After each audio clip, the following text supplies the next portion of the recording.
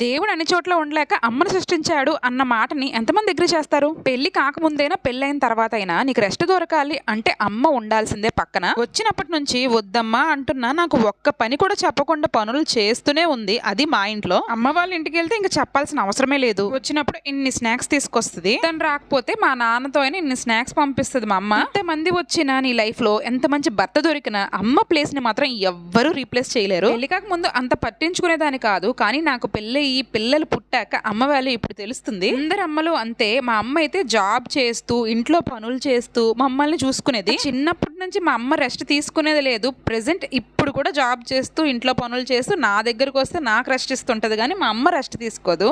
మా అమ్మే కాదు, అందరు అమ్మలు అంతే. బాధ వస్తే ఫస్ట్ గుర్తొచ్చేది అమ్మే. అలాగే ఆనందం వచ్చినా ఫస్ట్ షేర్ చేసుకోవాలనుకునేది అమ్మతోనే.